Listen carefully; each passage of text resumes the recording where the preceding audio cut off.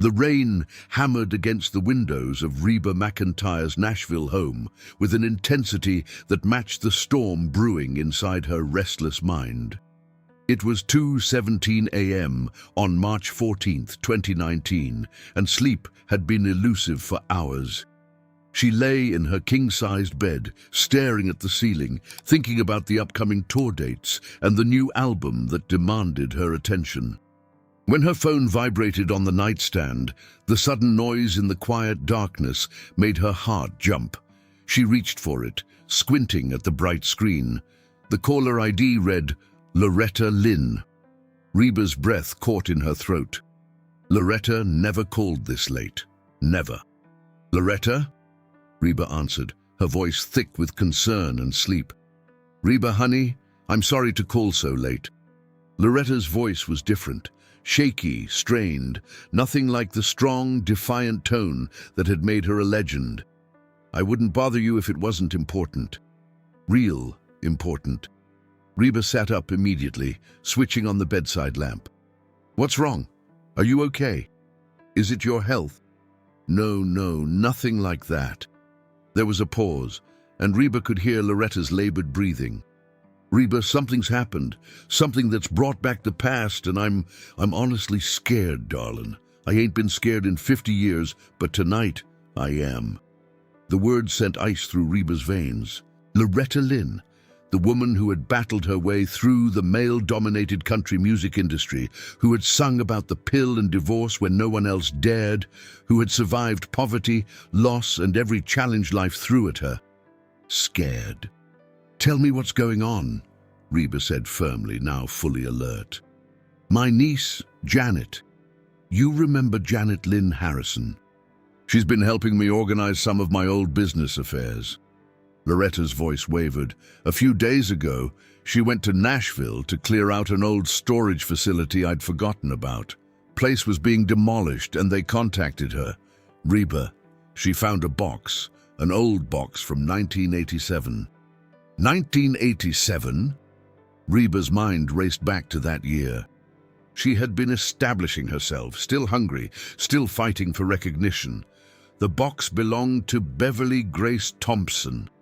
The name hit Reba like a physical blow. Beverly Grace Thompson. Images flooded back. A young woman with honey blonde hair and a voice that could make angels weep. Beverly had been everywhere in 1986 and early 1987, the newest sensation, signed to Monarch Records with promises of superstardom. Then, suddenly, nothing. She had vanished from the industry completely. Beverly, Reba whispered. My God, Loretta, I haven't heard that name in over 30 years. Nobody has, honey. And there's a reason for that. Loretta's voice dropped lower. This box, it's got tapes, Reba, hours of recordings. Not just music, confessions, conversations, things Beverly recorded secretly.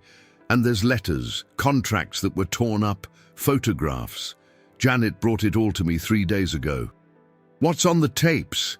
Reba asked, though part of her didn't want to know. Truth, ugly truth about what happened to that girl. About who was involved, about why she disappeared. Loretta paused, and when she spoke again, her voice cracked with emotion. Reba, Beverly mentions you on these tapes.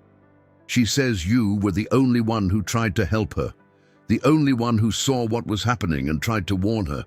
Reba's hand trembled as she gripped the phone. Fragmented memories surfaced, a conversation backstage at the Grand Ole Opry, Beverly's eyes red from crying, Reba offering comfort and advice that went unheeded. I barely knew her, Loretta. We talked a few times, but you made an impression, honey. A big one, big enough that she recorded a message for you, hoping that someday, somehow, you'd hear it. Loretta's breathing became more rapid. But here's the thing that's got me spooked. After Janet brought these tapes to the ranch, strange things started happening. 2 days ago, a man showed up at my gate saying he was from Monarch Records' legal department, asking about old archived materials. Yesterday, someone broke into my office here at the ranch. Didn't take nothing valuable, Not money, not jewelry, but they went through my desk, my files. Did you call the police? I did, but what am I going to tell them? That someone's looking for 30-year-old tapes about a woman most people have forgotten? Loretta's frustration bled through the phone. Reba, there are names on these tapes, names of people who are still powerful in Nashville today. People who made sure Beverly Grace Thompson disappeared and stayed disappeared. The rain continued its assault on the windows, and Reba felt the temperature in the room drop, or perhaps it was just the chill spreading through her body. What do you need me to do? I need you to come to the ranch, soon as you can. I need someone I trust, someone who was there back then, someone who knew Beverly. Loretta's voice became urgent. And Reba, I need someone who ain't afraid to fight. Because if we dig into this, if we try to find out what really happened to that girl, there's gonna be hell to pay. Reba stood up, already moving toward her closet. I'll be there tomorrow. First thing. Don't talk to anyone else about this, Loretta. Don't let Janet talk to anyone either. Just sit tight until I get there. There's one more thing, honey. Loretta's voice became almost a whisper. On one of the tapes, Beverly says she's afraid. Says that if anything happens to her, people need to know it wasn't an accident, wasn't her choice. She says, tell Reba McEntire that Raymond Hollister knows the truth. Tell her to ask him about the contract I wouldn't sign. Raymond Hollister. The name was like acid on Reba's tongue. Raymond Hollister was one of the most powerful producers and executives in country music, a man whose career had only grown more influential over the decades. He sat on boards, controlled distribution deals, and had the power to make or break careers with a single phone call. The very same, Loretta confirmed. He was Beverly's producer at Monarch Records. And according to these tapes, he's the reason she disappeared. After they hung up, Reba stood in her bedroom, staring at her reflection in the mirror. The woman looking back at her was successful, established, secure in her legacy. But the woman she had been in 1987 was different, younger, ambitious, navigating a treacherous industry where women had to be twice as tough to get half the respect. She remembered Beverly more clearly now. The girl had been 23, fresh from Kentucky, with a demo tape that had set Nashville on fire. Monarch Records had signed her to a multi-album deal, and Raymond Hollister himself had taken her under his wing. There had been photo shoots, television appearances, a debut single that had climbed the charts. And then, nothing. Reba had asked about her once, casually at a party. The response had been vague, dismissive. Creative differences, someone had said. She went back home, another offered. Nobody seemed to know, and more importantly, nobody seemed to care. The industry had moved on to the next fresh face, the next voice, the next dream to package and sell. But Reba had cared, at least for a while. She remembered the last time she had seen Beverly at the Grand Ole Opry in February of 1987. Beverly had been in the hallway backstage, her makeup smudged, her hands shaking. Reba had stopped, concerned. "You okay, honey?" Reba had asked. Beverly had looked at her with eyes that held too much fear for someone so young, so talented, so seemingly blessed. "No," she had whispered, "but I don't know who to trust." "What's wrong? Is someone hurting you?" "They're all hurting me," Beverly had said cryptically. "The contracts, the promises, the things they want me to do, the things they want me to be. I thought this was about music, Reba. I thought if I was talented enough, good enough, that would be enough. But it's not about that at all, is it?" Reba had tried to offer advice, tried to connect Beverly with people who could help, but the girl had pulled away, apologizing, saying she had probably said too much already. A week later, Beverly's single dropped from the radio rotation. 2 weeks after that, her name disappeared from concert lineups. By March, it was as if Beverly Grace Thompson had never existed.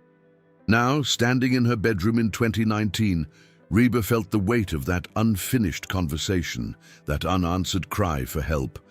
She pulled out her suitcase and began packing for Kentucky. Whatever Loretta had found, whatever truth those tapes contained, Reba knew her life was about to change. The past had a way of demanding its due, and 32 years of silence was a debt that needed paying. She grabbed her phone and sent a quick message to her manager, canceling her appointments for the next week. Some things were more important than business. Some ghosts needed to be confronted. And some voices, even those silenced for 3 decades, deserved to be heard. As she zipped up her suitcase, thunder cracked across the Nashville sky, and Reba couldn't shake the feeling that the storm outside was nothing compared to the one she was about to walk into. The drive to Hurricane Mills, Tennessee, took Reba 4 hours through rolling hills and winding country roads that seemed frozen in time. She had left Nashville before dawn, watching the city's skyline disappear in her rearview mirror as the sun began its slow climb over the horizon. The sky was a watercolor of pink and gold, beautiful and deceptive in its serenity. Loretta Lynn's ranch sprawled across hundreds of acres, a testament to decades of success and stubborn determination. The main house sat atop a gentle hill, white columns gleaming in the morning light, surrounded by barns, stables, and smaller buildings that had housed family, friends, and the countless musicians who had sought Loretta's wisdom over the years. Janet Lynn Harrison was waiting on the front porch when Reba pulled up. She was in her late 40s, with Loretta's sharp features and dark hair streaked with gray. Her jeans and flannel shirt suggested she'd been up for hours, and the dark circles under her eyes confirmed it. "Miss McEntire," Janet said, extending her hand as Reba climbed the porch steps. "Thank you for coming so quickly." "Just Reba, please," she replied, shaking Janet's hand firmly. "Where's Loretta?" "Inside with the tapes. She's been listening to them all night, trying to piece together the timeline." Janet glanced over her shoulder toward the house, lowering her voice. "I'm worried about her, Reba. This whole thing has shaken her up bad. I've never seen Aunt Loretta like this." They entered the house, and the familiar scent of coffee and old wood enveloped Reba. The interior was exactly as she remembered. Comfortable furniture, gold records on the walls, photographs chronicling a legendary career. But there was a tension in the air now, a heaviness that hadn't been there before. Loretta was in her study, a spacious room lined with bookshelves and filing cabinets. She sat at her desk, headphones on, listening to something on an old cassette player. When she saw Reba, her weathered face broke into a smile that didn't quite reach her eyes. "There's my girl," Loretta said, standing slowly and removing the headphones. She embraced Reba tightly, and Reba felt how fragile the 86-year-old legend had become, how the years had stolen some of her physical strength, even as they'd failed to dim her spirit. "I'm here, Loretta. We're going to figure this out together," Reba promised. Loretta gestured to the desk, where a cardboard box sat open, revealing its contents. Dozens of cassette tapes labeled in neat handwriting, folders stuffed with papers, and several photographs. "This is everything Janet found. I've been through about half of it. Reba, it's worse than I imagined." "Tell me," Reba said, pulling up a chair. Janet closed the study door and joined them. Perching on the arm of a leather couch, Loretta took a deep breath and began. Beverly Grace Thompson was born in Hazard, Kentucky in 1964. She started singing in church when she was 6 years old. By the time she was 21, she'd won every talent competition within 100 miles. Loretta picked up one of the photographs, a young woman with honey blonde hair and a radiant smile, holding a guitar. In 1985, she came to Nashville with $300 and a dream. Within 6 months, she had a showcase at the Bluebird Cafe that had every label in town fighting over her. "Monarch Records won," Reba said quietly. They did. Raymond Hollister himself flew to Kentucky to meet her family, promised them the world. 5-album deal, big advance, full promotional support. Beverly signed in January of 1986. Loretta's expression darkened. That's when things started going wrong. She pressed play on the cassette player. A young woman's voice filled the room, sweet, melodic, but strained with emotion. March 3rd, 1986. I've been in Nashville for 2 months now. Raymond keeps changing the songs we're supposed to record. Every time I bring in something I've written, he says it's not commercial enough, not mainstream enough. Today, he told me I need to lose 15 pounds before the album cover shoot. I'm 5'6" and weigh 120 pounds. How much thinner does he want me to be? The tape continued, and REBA listened to Beverly's escalating frustration and confusion. The producers wanted to change her name, her image, her sound. They wanted her to date certain people for publicity, to be seen at certain clubs, to cultivate a persona that had nothing to do with who she actually was. July 15th, 1986. I met REBA MCENTIRE tonight at the Opry. She was so kind to me, so genuine. She told me to stay true to myself, to not let them change who I am. But it's too late for that.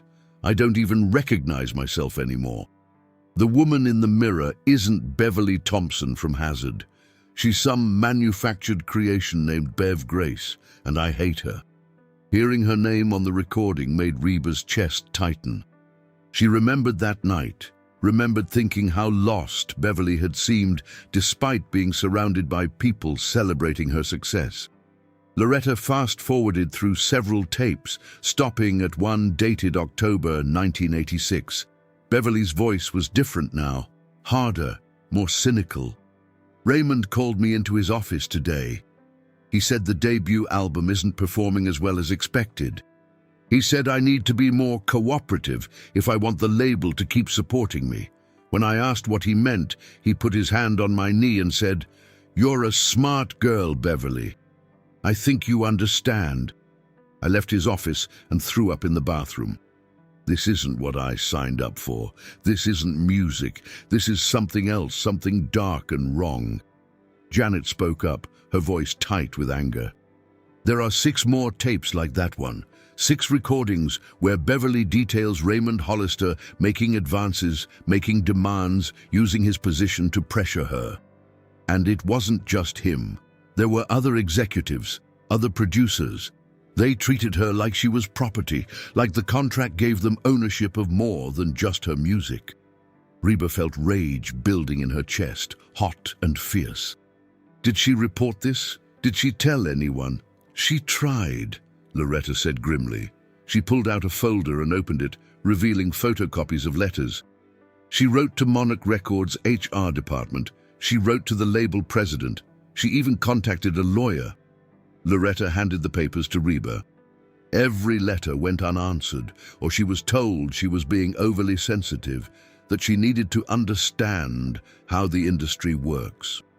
REBA read through the letters, each one a desperate plea for help, for protection, for someone to believe her and intervene. Each one ignored or dismissed. This is disgusting. This is criminal. It gets worse, Janet said. In January 1987, Beverly decided she was done. She wanted out of her contract. There's a tape from that meeting. Loretta switched cassettes, and suddenly a different voice filled the room, male, smooth, dripping with condescension. Raymond Hollister. Beverly, you need to think very carefully about what you're saying. You signed a 5-album deal. We've invested significant resources in your career. If you walk away now, we'll sue you for breach of contract. You'll owe us millions. Beverly's voice trembling but defiant. I don't care. I'll go back to Kentucky. I'll never sing professionally again if that's what it takes. I just want out. Raymond, his tone turning cold. It's not that simple. We own your name, your image, the songs you've recorded. You walk away and we'll make sure no one in this industry ever works with you again. And trust me, sweetheart, our lawyers are much better than anything you can afford. You'll spend the rest of your life in debt, fighting legal battles you can't win. Beverly crying now, why are you doing this? I just wanted to make music. Raymond, Because you're a product, Beverly, an investment. And investments don't get to quit just because they're having a bad day. Now, I have a new contract here. It's for one more album with revised terms. You sign this, do the album, do the promotional tour, and then we'll discuss letting you go. But if you refuse, if you walk out that door, I will destroy you. Do you understand me? The tape ended, and the silence in the room was suffocating. Reba looked at Loretta, seeing her own horror and disgust reflected in the older woman's eyes. She signed it, Janet said quietly. There's a copy of the contract in the box. She signed it because she was scared and alone and didn't know what else to do. But she never made that album, Reba said. She disappeared. She ran, Loretta corrected. According to the last few tapes, Beverly realized that Raymond and the others at Monarch weren't going to let her go, no matter what she did. She was trapped.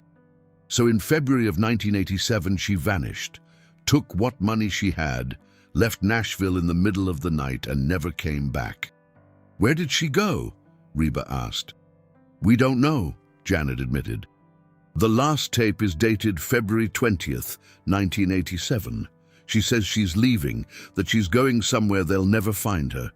She says she's leaving these tapes and documents behind as insurance, as proof of what happened to her. And then she mentions you, Reba. Loretta played the final recording. Beverly's voice was exhausted, defeated, but with an undercurrent of determination. If anyone finds these tapes, please give them to Reba MCENTIRE. She was kind to me when no one else was. She tried to help me when I was too stupid and scared to accept it. Reba, if you're hearing this, I'm sorry I didn't listen. You were right about everything. This industry is beautiful and terrible at the same time. I'm leaving now, and I don't know if I'll ever be able to come back. But I need someone to know the truth. Raymond Hollister destroyed my career, my confidence, my dreams. He and the others at Monarch Records treated me like I was worthless, like I was nothing more than a commodity to be used and discarded. If something happens to me, if I don't make it out of Nashville, please tell people what happened. Please make sure they know it wasn't my choice. Tell them Beverly Grace Thompson wanted to sing, wanted to share her music with the world, but the wolves were too hungry, and the doors were all locked. Thank you for being kind, Reba. Thank you for seeing me as a person. I'll never forget that. The tape clicked off, and Reba realized she was crying. She wiped her eyes roughly, anger and sorrow warring within her. We have to find her. We have to know what happened to her. That's what I thought too, Loretta said. So yesterday, I had Janet do some digging. Tell her what you found, honey. Janet pulled out her phone, scrolling through notes. I searched public records, social media, genealogy sites, everything I could think of. There's no trace of Beverly Grace Thompson after 1987. No driver's license renewals, no credit cards, no tax records, nothing. It's like she ceased to exist. She changed her name, Reba said. She had to. If she was running from Monarch Records lawyers, from Raymond Hollister, she would have created a new identity. That's what we thought too, Janet said. So, I started looking for women born around 1964 in Kentucky who died or disappeared in 1987. I found something. She handed her phone to Reba. There was a car accident outside of Louisville on March 2nd, 1987. A single-vehicle crash. The driver was killed. She was identified as Beverly Grace Thompson. Reba stared at the phone screen, at the brief news article from a Louisville newspaper. You think this is really her? I think it's convenient, Janet said darkly. I think it's very convenient that less than 2 weeks after Beverly said she was leaving Nashville, there's suddenly a fatal accident with her name attached to it. You think someone killed her? Reba's voice was barely a whisper. I think we need to find out, Loretta said firmly. And that's why I called you, Reba, because this is bigger than an old woman and her niece can handle. We need someone with resources, with connections, with a voice people will listen to. We need to find out if Beverly really died in that crash, or if someone wanted everyone to think she did. And if she's still alive out there somewhere, she deserves to know that people care, that her story matters, that what was done to her wasn't right. Reba stood up, her decision made. Then we find her. We find out the truth, and we make sure everyone knows what Raymond Hollister and Monarch Records did to her. We owe her that much. It won't be easy, Janet warned. These are powerful people. They've kept this secret for 32 years. They won't want it coming out now. I don't care, Reba said, her voice steady and strong. Sometimes you have to fight, even when the odds are against you. Especially when the odds are against you. That's when it matters most. Loretta smiled, and this time it reached her eyes. That's why I called you, honey. I knew you'd feel that way. As they began organizing the tapes and documents, preparing to piece together the full story of what had happened to Beverly Grace Thompson, none of them noticed the black sedan parked on the road beyond the ranch's main gate. Inside, a man with a phone pressed to his ear spoke quietly. "They're all here. McEntire just arrived. What do you want me to do?" On the other end of the line, Raymond Hollister's voice was calm, measured, and very, very dangerous. "Watch them, report everything, and make sure those tapes don't leave that ranch. I don't care what you have to do. This stays buried. Am I clear?" "Crystal clear, sir." The storm that had begun with a phone call at 2 a.m. was just beginning to gather strength. Diane Patricia Caldwell lived in a modest bungalow on the outskirts of Franklin, Tennessee. Surrounded by gardens she tended with the same meticulous care she had once applied to investigative journalism. At 67, she had been retired from the Nashville Tribune for 5 years, but retirement hadn't dulled her instincts or her curiosity. When Reba McEntire called her on March 16th, explaining the situation with Beverly Grace Thompson and the mysterious tapes, Diane's response was immediate. "I'll be there in an hour." She had covered the music industry for 30 years, writing about triumphs and tragedies, scandals and successes. But the Beverly Thompson case had always bothered her, a loose thread in the tapestry of Nashville history that had never been properly tied off. Now, sitting in Loretta Lynn's study with Reba, Janet, and Loretta herself, Diane paged through the documents with the practiced eye of someone who knew how to spot patterns in chaos. "I remember when Beverly disappeared," Diane said, adjusting her reading glasses. "February 1987. I was working the music beat, and suddenly this rising star just vanished. I made calls, asked questions. Monarch Records put out a brief statement saying Beverly had decided to leave the industry for personal reasons. When I tried to dig deeper, I hit walls everywhere I turned." "What kind of walls?" Reba asked. "The kind built by lawyers and money," Diane replied. "Sources who had been friendly suddenly wouldn't return my calls. A publicist I'd known for years told me off the record to drop it, that I was pursuing a story that didn't exist. Raymond Hollister himself called my editor, complaining that I was harassing his staff with baseless questions." Loretta leaned forward. "Did you know about the harassment, about what Raymond was doing to her?" Diane's expression turned regretful. "I suspected something was wrong. There were rumors. There were always rumors about powerful men and young female artists. But back then, those stories were almost impossible to prove. Victims were afraid to speak on the record, and without solid evidence, newspapers wouldn't print allegations against someone as powerful as Raymond Hollister. Times have changed," Janet said firmly. "The world's different now. People believe women. People hold powerful men accountable." "Some people do," Diane corrected gently. "But Nashville's music industry is still a tight-knit community with long memories and deep pockets. Raymond Hollister isn't just a producer anymore. He's on the board of the Country Music Association. He owns shares in 3 major labels, and he's personally managed the careers of some of the biggest stars in the world. Taking him on won't just be difficult, it'll be career suicide for anyone involved." "Then it's a good thing my career's already established," Reba said. I'm not afraid of Raymond Hollister. Diane smiled. I was hoping you'd say that. So, what's our first step?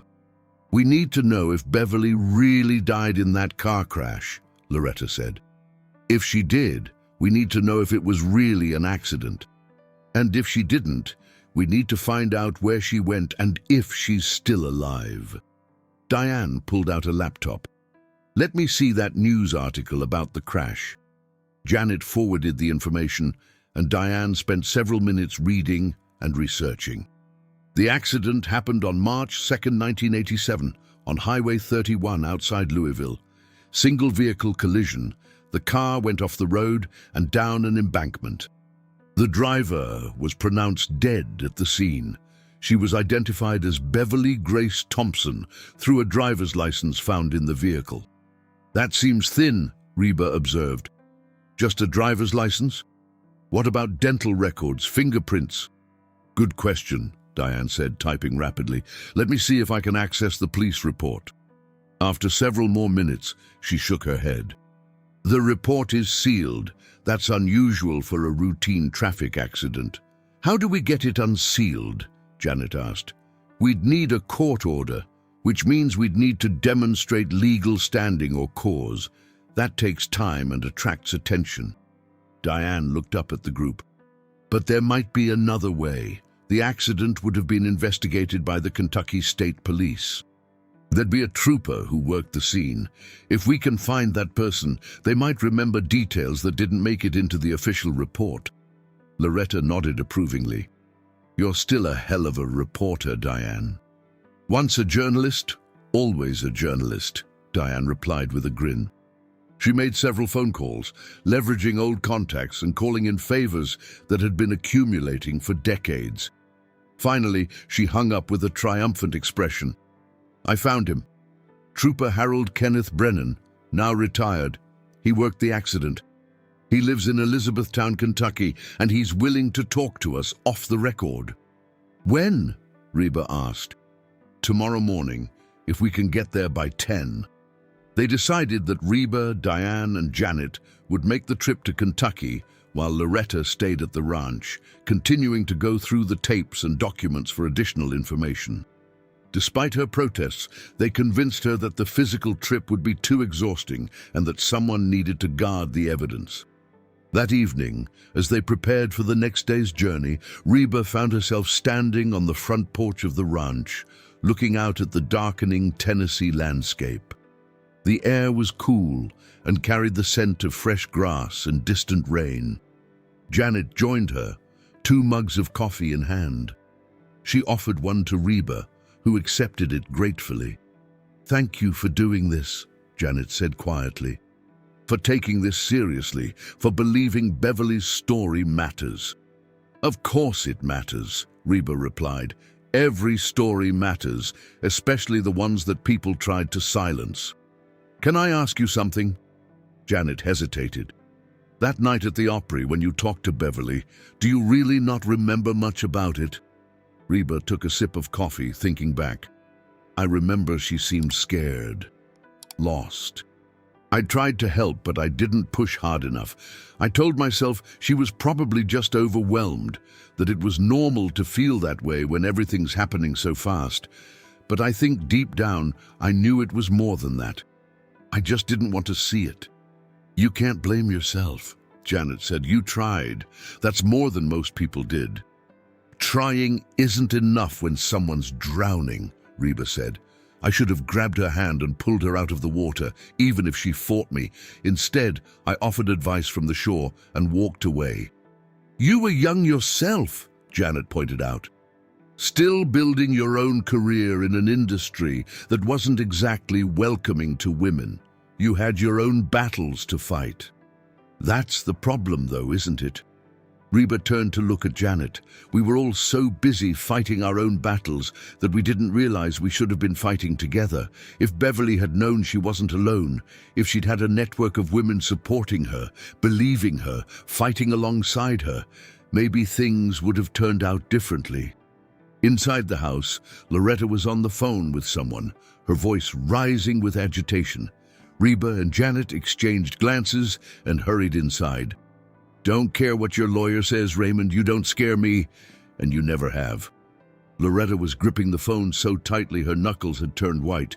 "Yes, that's right. Reba's here, and before you ask, yes, we found the tapes. All of them." Reba felt her blood run cold. Raymond Hollister had called. He knew. "You listen to me, you arrogant son of a—" Loretta paused, listening to whatever Raymond was saying. Her expression hardened. "Is that a threat? Because it sure sounds like a threat to me." "Well, here's one for you. I've been in this business longer than you've been alive. I've survived poverty, sexism, label politics, and every other obstacle this industry could throw at me. You think I'm afraid of you?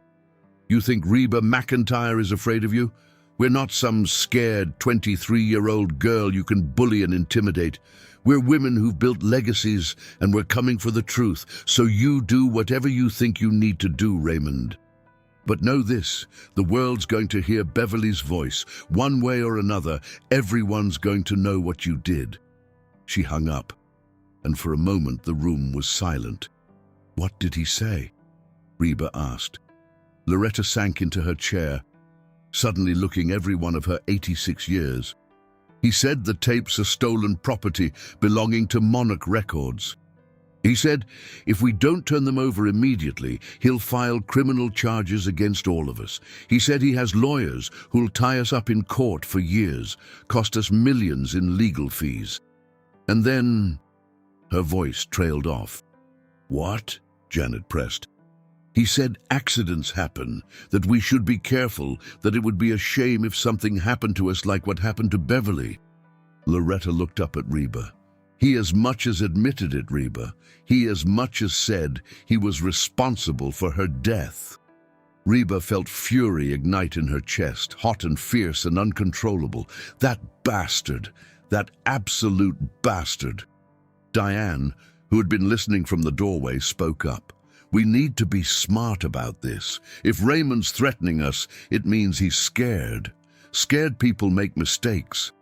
But we need to protect ourselves and protect the evidence. Loretta, do you have copies of the tapes?" "Not yet," Loretta admitted. "Then that's our first priority," Diane said. "Tonight, we digitize everything. We make multiple copies and store them in different locations. We send copies to lawyers, to trusted friends, to safe deposit boxes. We make sure that even if something happens to the originals, the information survives." They worked through the night, using equipment Janet had brought from Nashville to convert the cassette tapes to digital files. Reba called her lawyer, her manager, and 2 trusted friends in the industry, asking them to receive and safeguard encrypted files without asking questions. By 4 a.m., copies of Beverly's testimony existed in 7 different locations.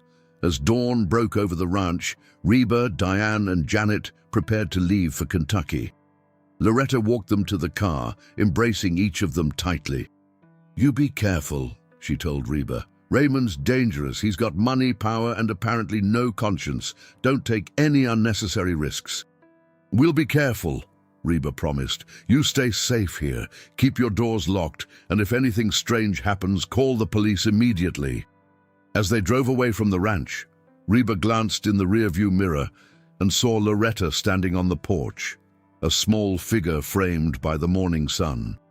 She looked brave and fragile at the same time, a legend who had built an empire through sheer determination, but who was now facing a battle that even her strength might not be enough to win. "Do you think Raymond would actually hurt us?" Janet asked from the back seat. Diane, riding shotgun, answered before Reba could. "I think Raymond Hollister has spent 32 years keeping a secret. I think he's invested a lot of time, money, and energy into making sure Beverly's story stayed buried, and I think he'll do whatever he believes is necessary to protect himself. Then we'll do whatever's necessary to stop him," Reba said firmly. "Beverly deserves justice, and we're going to make sure she gets it." The drive to Elizabethtown took 3 hours, and they spent it listening to more of Beverly's tapes, piecing together the timeline of her final weeks in Nashville. By the time they arrived at Harold Kenneth Brennan's modest ranch-style home, they had a clearer picture of a young woman who had been systematically manipulated, abused, and ultimately silenced. Harold Brennan was 72, with steel-gray hair and the weathered face of someone who had spent a career dealing with human tragedy. He welcomed them into his home, offering coffee and settling into a worn leather armchair. "I remember the Beverly Thompson accident," he said after Diane explained why they had come. Not because it was unusual at the time, but because of what happened afterward. "What do you mean?" Reba asked. The crash scene was straightforward. Single vehicle, driver lost control, went down an embankment.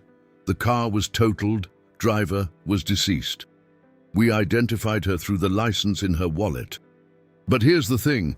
I've worked hundreds of accident scenes, and something about this one felt off. "Off how?" Diane pressed, her journalist instincts firing. "The body," Harold said bluntly.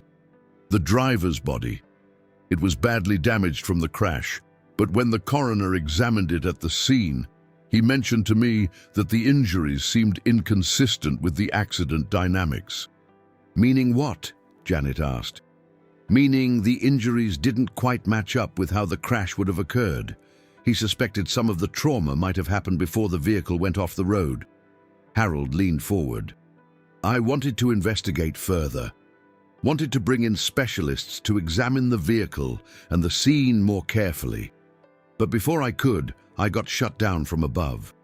My captain told me the case was closed, the accident report was filed, and I was to move on to other matters."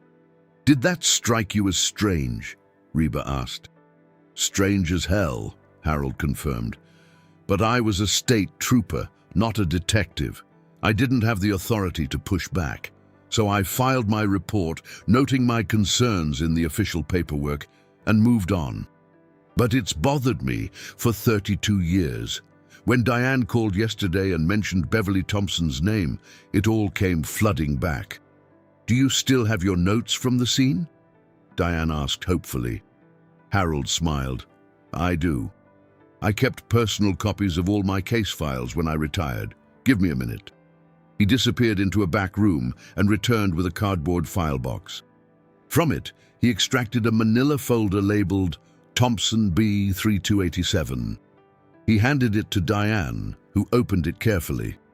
Inside were photographs of the crash scene, handwritten notes, and a copy of the official police report. Diane spread them out on the coffee table, and they all leaned in to examine them. "This is the vehicle," Harold said, pointing to a photo of a mangled blue sedan at the bottom of an embankment. The driver's side took the brunt of the impact. The victim was still in the driver's seat when we arrived. Reba looked at the photos, her stomach churning. She forced herself to focus on the details rather than the tragedy. "You said the injuries were inconsistent with the crash?"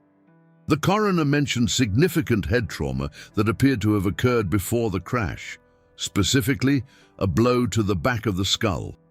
In a frontal collision like this, you'd expect facial injuries, chest trauma from the steering wheel, maybe neck injuries, but a wound to the back of the head." He shook his head. "That doesn't fit." "What happened to the body?" Janet asked quietly.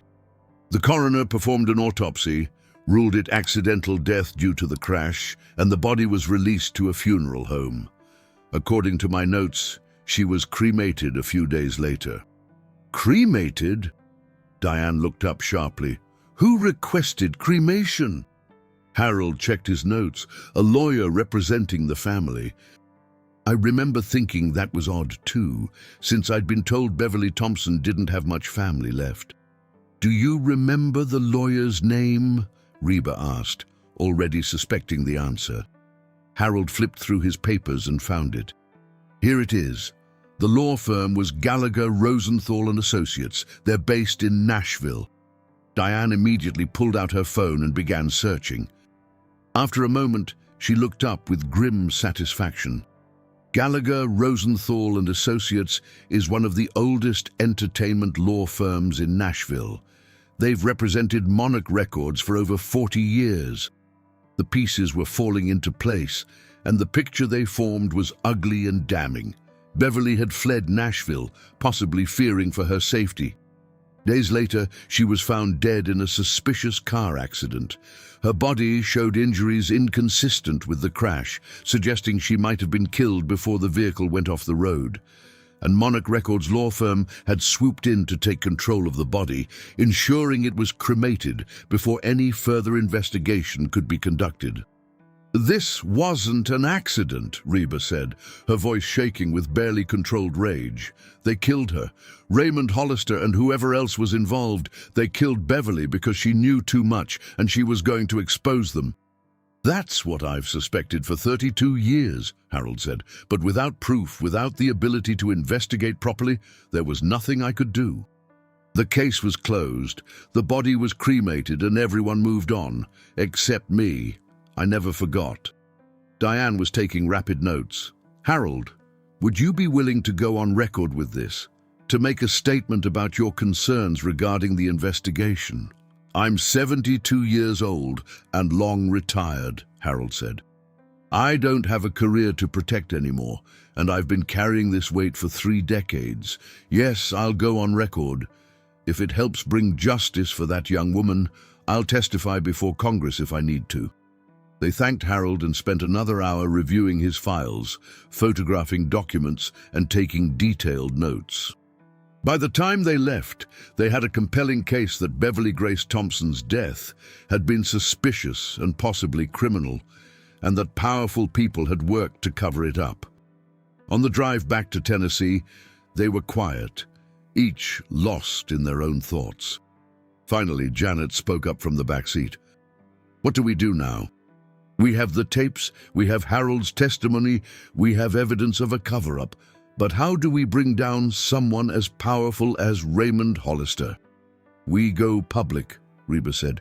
"We take this story to the media, to the authorities, to anyone who'll listen. We make so much noise that they can't ignore it, can't bury it, can't threaten it away." "That's dangerous," Diane warned. "The moment we go public, Raymond will unleash his lawyers. He'll attack our credibility, threaten lawsuits, maybe worse." "I know," Reba said, "but what's the alternative? We stay quiet, we let Beverly stay buried, we let Raymond keep his power and his secrets. No, not happening. We didn't come this far to back down now." Her phone rang and she glanced at the screen. It was Loretta. Reba answered, putting it on speaker. "Loretta? We're on our way back. We found—" "Reba, listen to me." Loretta's voice was urgent, frightened in a way Reba had never heard before. "Someone broke into the ranch. They came while I was in town getting groceries. They tore apart my study, went through everything, and Reba, they took the original tapes. They took the box." Reba's blood turned to ice. "Are you okay? Are you hurt?" "I'm fine. I called the police, but Reba, they knew exactly what they were looking for. They didn't take anything else. Not money, not jewelry, not the other valuable things in the house. Just the tapes." "It's okay," Reba said, forcing her voice to remain calm even as her heart raced. "We made copies, remember? We have digital files in multiple locations. They can take the originals, but they can't take Beverly's voice. That's out there now, and they can't get it back." "Reba, I'm scared," Loretta admitted. "I've never been scared like this in my life. These people, they're serious. They're willing to break into my home, willing to threaten us. What if they decide threats aren't enough?" "Then we make sure we're not alone," Reba said firmly. "Diane, how quickly can you write this story?" "I can have a draft by tomorrow," Diane said immediately. "Do it. Write everything, Beverly's story, the tapes, the suspicious death, Harold's testimony, the break-in at Loretta's ranch. Write it all, and we'll take it to every major news outlet in the country. We'll go on television, radio, social media. We'll tell Beverly's story so loud and so often that the whole world hears it. Raymond Hollister thinks he can silence us. He's about to learn that some voices can't be silenced." As they drove through the fading afternoon light, Back toward Tennessee, Reba felt something settle in her chest, a certainty, a determination, a righteous anger that burned clean and bright. She thought about Beverly, about that frightened young woman who had reached out for help and found none. She thought about all the other women who had been silenced, intimidated, abused by powerful men who believed themselves untouchable. Not anymore. Not this time. Beverly Grace Thompson would have her voice, and the world was going to listen. The Nashville Tribune published Diane Patricia Caldwell's article on March 19, 2019, with the headline, "The Silenced Voice: How Country Music Failed Beverly Grace Thompson." Within hours, it had been picked up by the Associated Press, CNN, and every major news outlet in the country.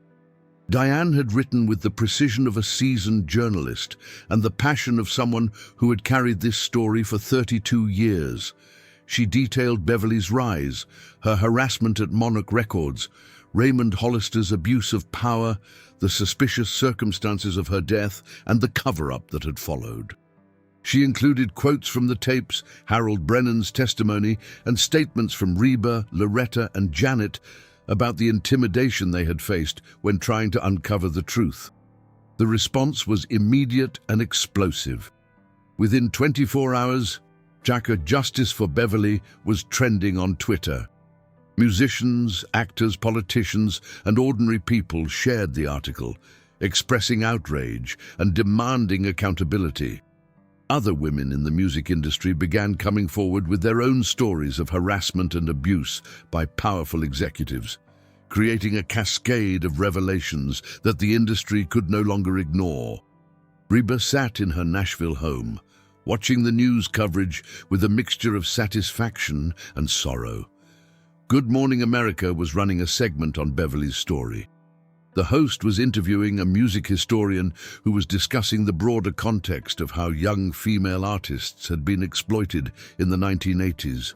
Her phone hadn't stopped ringing, interview requests from every media outlet imaginable. Messages of support from fellow artists, threats from Raymond Hollister's lawyers promising defamation lawsuits, and calls from dozens of women sharing their own experiences, thanking her for speaking up, asking if there was anything they could do to help. Loretta, who had come to stay with Reba after the break-in at her ranch, walked into the living room with 2 cups of tea. She handed one to Reba and sat down with a satisfied sigh. "That son of a bitch is finally getting what he deserves," Loretta said, gesturing at the television where Raymond Hollister's photo was being displayed alongside text describing the allegations against him. As if on cue, the news cut to footage of Raymond leaving his Nashville mansion, surrounded by security guards and lawyers. Reporters shouted questions at him, but he kept his head down and said nothing, climbing into a black SUV that quickly pulled away. "Monarch Records released a statement an hour ago," Reba said, checking her phone. "They're saying the allegations are deeply concerning and that they're launching an internal investigation." "Internal investigation," Loretta scoffed. "That's code for, we're going to circle the wagons and protect our own." "Maybe," Reba said, "but this time I don't think they can just sweep it under the rug. There's too much attention, too many people watching." Janet arrived mid-morning with more news. The Kentucky State Police are reopening the investigation into Beverly's death. Harold Brennan's testimony, combined with the publicity from the article, forced their hand. They're treating it as a potential homicide now. "That's something," Reba said. "If they can prove she was murdered, Raymond won't be able to hide behind statute of limitations or civil settlements. He'll face criminal charges." "Speaking of which," Janet said, "I've been contacted by 3 other women who worked with Raymond in the 1980s. They're willing to come forward with their own stories. One of them says Raymond assaulted her in 1989. She reported it to Monarch Records at the time, and they paid her to sign an NDA and go away quietly."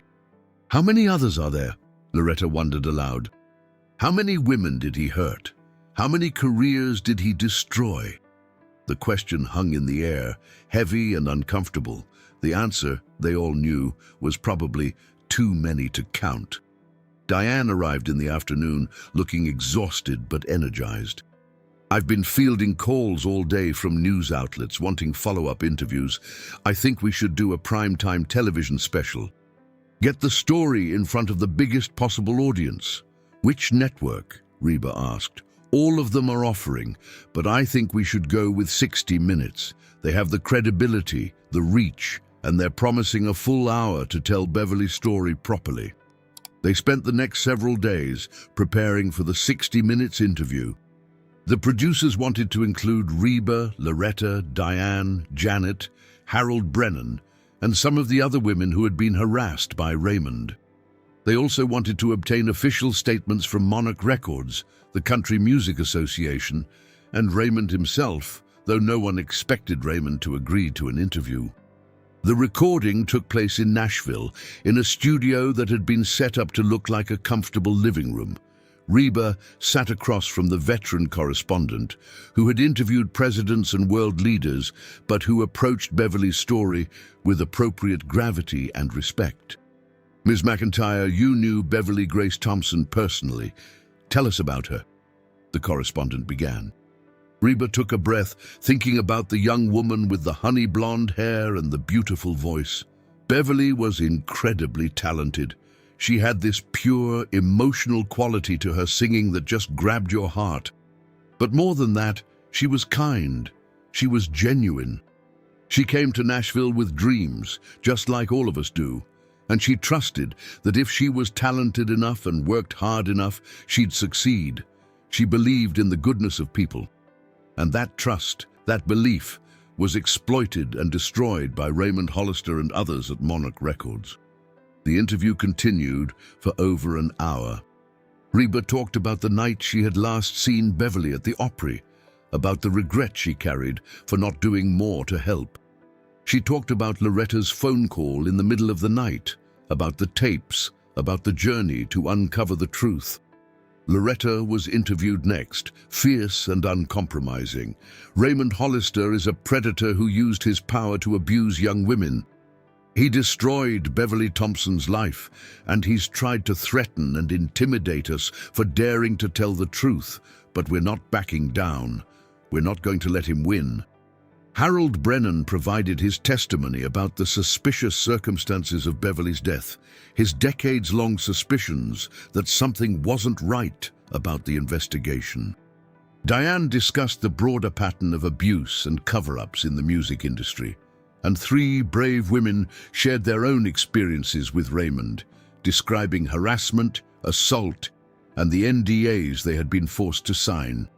The 60 Minutes special aired on March 31, 2019, and drew over 15 million viewers, one of the highest-rated episodes in years. The reaction was swift and severe. By the next morning, the Country Music Association had suspended Raymond Hollister from its board, pending the outcome of investigations. 2 major record labels announced they were severing ties with his production company. Several artists who had worked with him released statements condemning his actions and expressing support for his victims. Most significantly, the FBI announced that it was opening a federal investigation into Beverly Grace Thompson's death and possible civil rights violations related to the intimidation of witnesses, meaning Reba, Loretta, and the others who had been threatened. Raymond Hollister's carefully constructed empire was crumbling, and he was cornered, which, as Diane had warned, made him even more dangerous. On April 3rd, Reba was leaving a recording studio in downtown Nashville when a black sedan pulled up alongside her car. The window rolled down, and a man she didn't recognize called out to her. "Ms. McEntire, I have a message from Raymond Hollister." Every instinct told Reba to get in her car and drive away, but curiosity, and perhaps a reckless courage, made her pause. "What message?" "Mr. Hollister wants to meet with you. He says it's time to end this, one way or another. He's willing to tell you everything about Beverly Thompson, the whole truth, but he'll only speak to you, and it has to be tonight." Why should I trust anything Raymond says? The man shrugged. You shouldn't. But if you want answers, real answers about what happened to Beverly, this is your chance. He'll meet you at the old Monarch Record Studio on Music Row, 8 o'clock tonight. Come alone or he won't show. Before Reba could respond, the sedan pulled away, disappearing into traffic. She immediately called Diane, explaining what had happened. It's obviously a trap, Diane said. You can't go. But what if it's not? Reba countered. What if Raymond really is willing to confess? What if this is our chance to get the full story? Then we go to the FBI, we let them handle it. The FBI will take months, maybe years, to build a case. In the meantime, Raymond's lawyers are filing motions, attacking our credibility, trying to make this go away. If there's even a chance he'll tell me the truth about Beverly, I have to take it. Not alone, Diane said firmly. If you're going to do this, and I think it's a terrible idea, then I'm coming with you, and we're wiring you up with a recorder. If Raymond says anything incriminating, we're going to capture it. He said to come alone. Screw what he said. I'll stay in the car outside, but I'm not letting you walk into a situation with a man who's possibly killed before without backup. They argued for another 10 minutes, but Reba's mind was made up. At 7:30 p.m., she and Diane drove to Music Row, parking a block away from the old Monarch Record Studio. Diane had brought a small digital recorder that she taped to Reba's ribcage, hidden under her shirt. This is recording directly to cloud storage, Diane explained. Even if something happens to the device, the audio will be saved. I'll be listening from the car. If anything goes wrong, I mean anything, I'm calling 911 and coming in after you. Nothing's going to go wrong, Reba said with more confidence than she felt. The old Monarch Record Studio was a 3-story brick building that had been abandoned for years, replaced by a newer, more modern facility across town. Reba had recorded here in the 1980s, back when the lobby had been bustling with artists, producers, and executives chasing dreams and dollars. Now it was dark and silent, the windows boarded up, the parking lot cracked and overgrown with weeds. A single light shone through the front door, which stood ajar. Reba took a deep breath and walked inside. The lobby was exactly as she remembered. Wood-paneled walls, gold records hanging crooked in dusty frames, a reception desk covered in old papers and debris. And standing in the center of the room, looking older and smaller than he had in his photos, was Raymond Hollister. He was 73, with thinning white hair and the kind of expensive suit that couldn't hide the weight of his sins. His eyes, when they met Reba's, were calculating and cold. "Thank you for coming," he said. His voice was the same one from the tapes, smooth and condescending. "You said you had something to tell me about Beverly," Reba replied, keeping her distance. "So talk." Raymond smiled, but there was no warmth in it. "Right to the point. I always admired that about you, Reba. No nonsense, no games." "Very well." He gestured to 2 old chairs in the corner. "Shall we sit?" "I'm fine standing. Suit yourself." Raymond clasped his hands behind his back. Beverly Thompson was a mistake. That's the truth. She was talented, beautiful, marketable, everything a label could want. But she was also naive and stubborn. She didn't understand how the business works, and she refused to learn. "You mean she refused to sleep with you?" Reba said bluntly. Raymond's expression hardened. "I never forced anyone to do anything they didn't want to do, but I did make it clear that success requires sacrifices, compromises. Beverly wasn't willing to make those compromises. So you harassed her, you threatened her, you made her life hell until she ran away." "I motivated her," Raymond corrected. "I tried to help her understand reality, but she was too fragile, too emotional.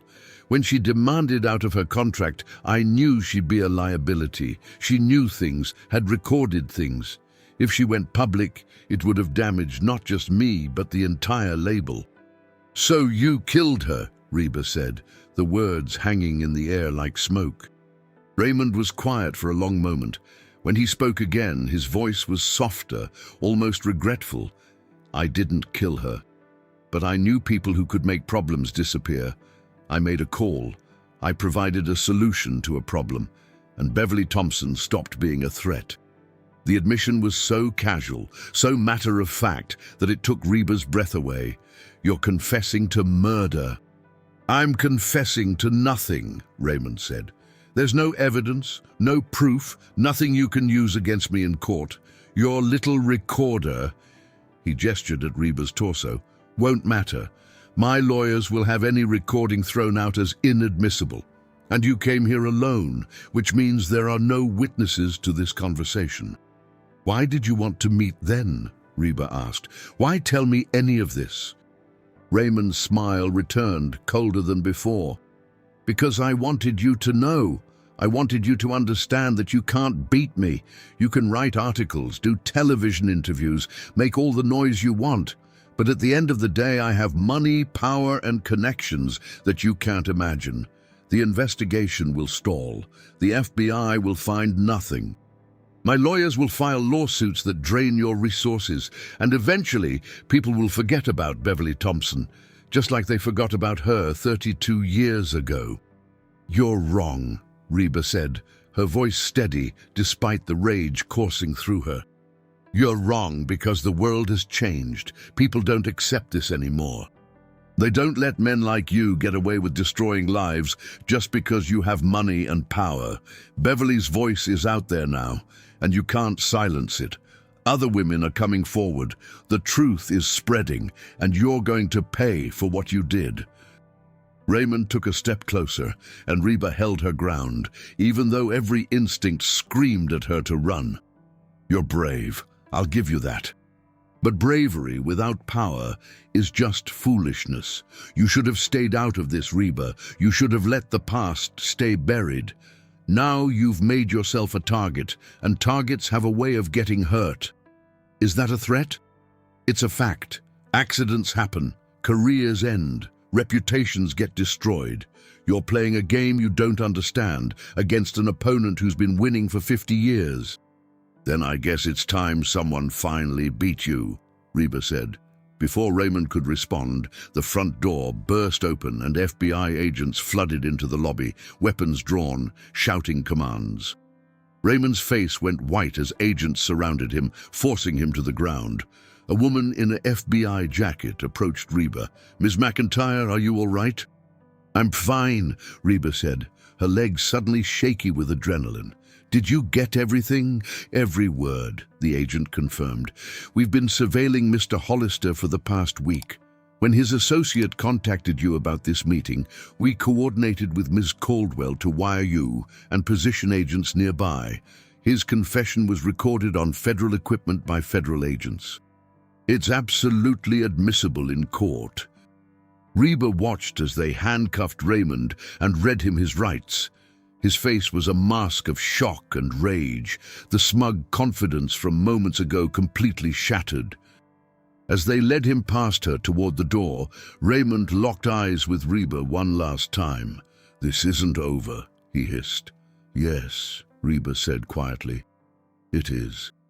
The trial of Raymond Hollister began on September 15, 2019, in Louisville, Kentucky, where he faced charges of conspiracy to commit murder in the death of Beverly Grace Thompson, along with federal charges of witness intimidation and obstruction of justice. The case drew national attention, with news crews camped outside the courthouse and protesters demanding justice for Beverly and all the other victims of powerful men who believed themselves above the law. Reba attended every day of the trial, sitting in the gallery alongside Loretta, Janet, and Diane. It was important to be there, to bear witness, to represent not just Beverly, but every woman whose voice had been silenced. The prosecution's case was devastating. They presented the tapes of Beverly describing Raymond's harassment and threats. They brought in Harold Brennan, whose testimony about the suspicious circumstances of Beverly's death was calm, methodical, and damning. They called the other women who had been harassed and assaulted by Raymond over the years, each one adding another piece to the mosaic of abuse. But the most powerful evidence was Raymond's own words from that night at the old Monarch Record studio.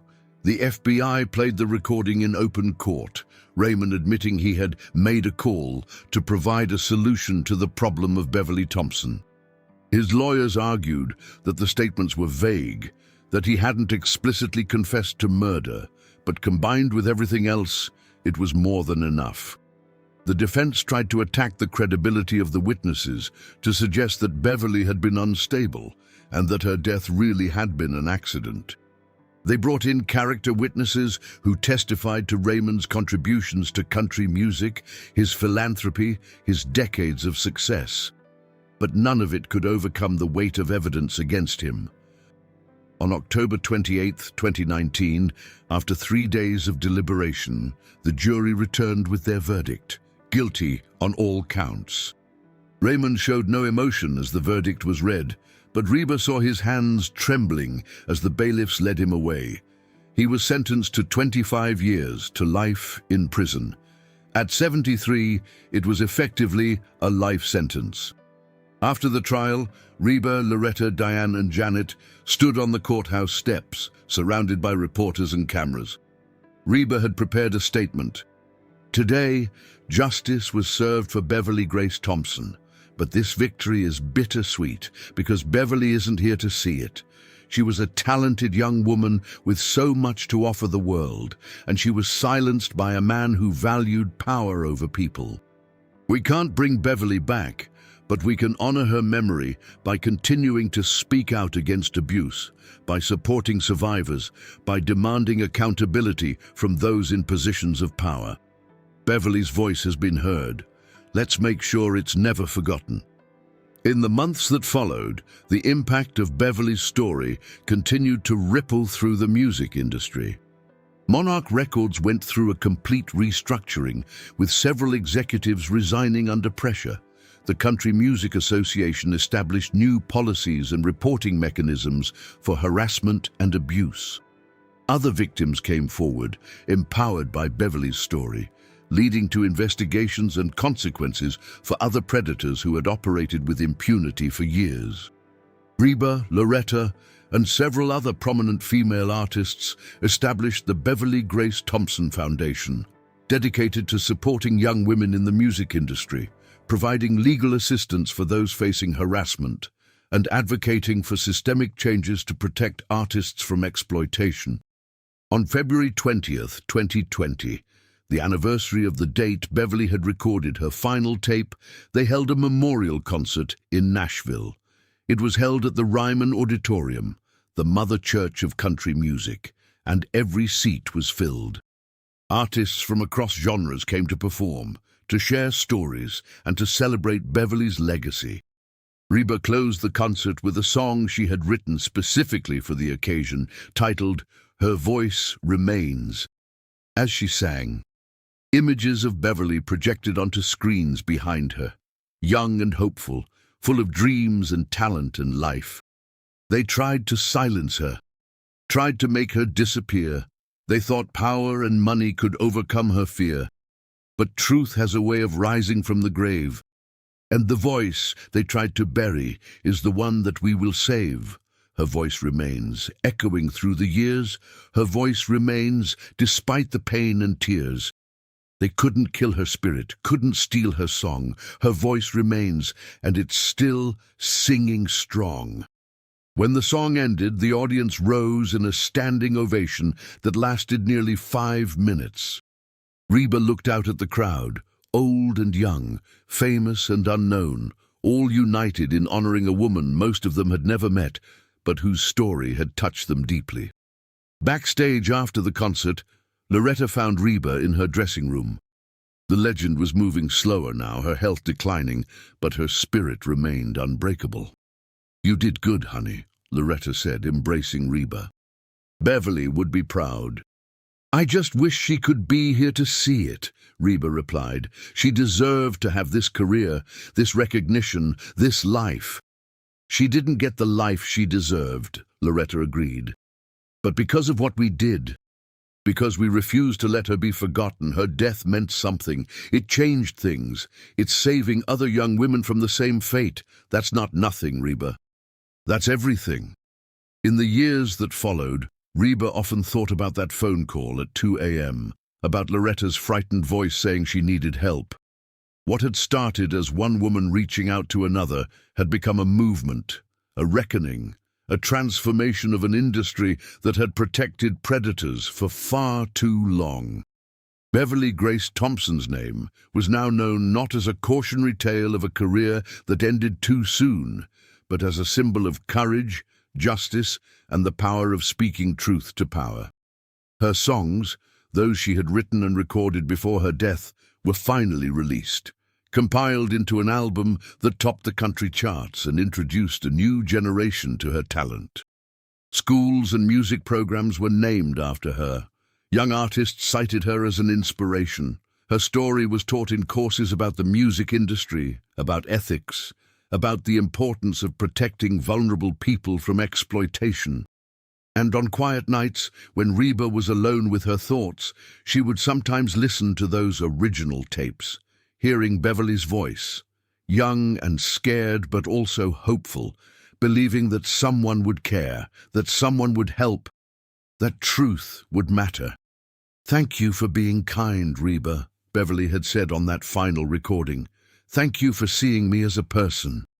"You were always more than just a person, Beverly," Reba would whisper back to the recording, tears streaming down her face. "You were a light. And now, finally, everyone can see you shine." The phone call at 2 a.m. had changed everything. It had reopened old wounds, forced uncomfortable truths into the light, and demanded justice for sins committed decades ago. It had been dangerous and difficult and painful, but it had also been necessary, because some voices are too important to be silenced, some stories are too crucial to be forgotten, and some fights, no matter how hard or how long they take, are worth fighting. Beverly Grace Thompson had wanted to sing, to share her music with the world, to make people feel something real and true. In the end, her greatest song wasn't one she sang. It was the one she inspired others to sing, a chorus of voices united in demanding justice, equality, and dignity for all. Her voice remained, and it always would.